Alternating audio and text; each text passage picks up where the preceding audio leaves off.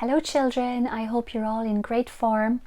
I'm going to read a book for you today. It's called The Scarecrows' Wedding by Julia Donaldson and Axel Scheffler.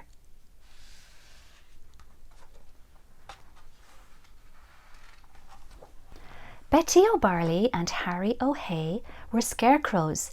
They scared lots of crows every day. Harry loved Betty and Betty loved Harry, so Harry said, "Betty, my beauty, let's marry. Let's have a wedding, the best wedding yet, a wedding that no one will ever forget." Betty agreed, so they hugged and they kissed.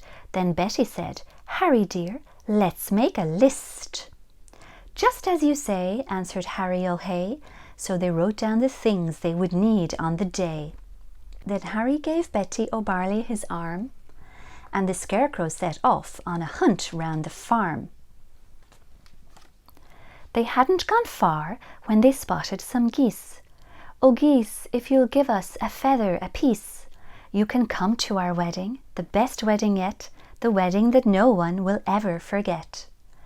"We will," honked the geese, and they each gave a feather. A spider friend offered to sew them together. "Hooray!" cried the Scarecrows. They hugged and they kissed, and they hurried back home and crossed dress off their list. Then Harry gave Betty O'Barley his arm, and they set off once more on their hunt round the farm.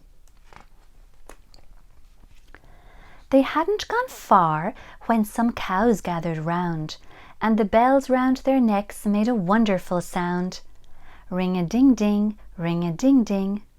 "Oh cows, will you please come and make your bells ring, for our wonderful wedding, the best wedding yet, the wedding that no one will ever forget." "Yes," mooed the cows, "we can tinkle our bells." Then a crab scuttled up with a necklace of shells. Some mice found 2 rings in a bin. They were certain the rings had belonged to an old farmhouse curtain. "Hooray!" cried the Scarecrows. They hugged and they kissed. "Pink flowers are the only things left on our list." Then Harry said, "Betty dear, I can find those. Why don't I pick some while you have a doze?" Pink flowers, buzzed a big stripy bee.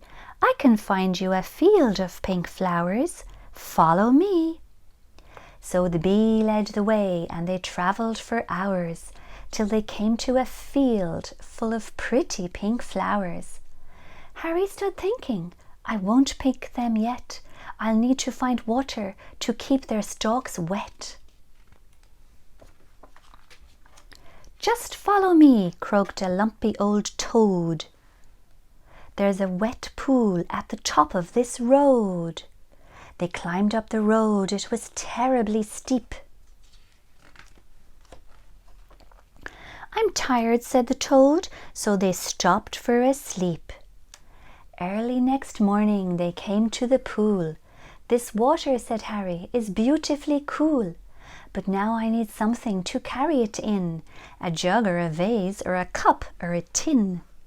"I think I can help," said a small squirrely snail. "I can show you the way to a very fine pail." So the snail and the Scarecrow set off on their way, but the snail was so slow it took more than a day. Betty was worried. "What's happened to Harry? Where is the Scarecrow I'm planning to marry?" The farmer came by with a frown on his face, and he made a new Scarecrow to take Harry's place. "Good day," said the Scarecrow.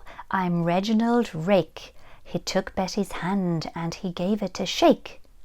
"Together," he told her, "we'll make a fine pair. You're really quite pretty, apart from your hair."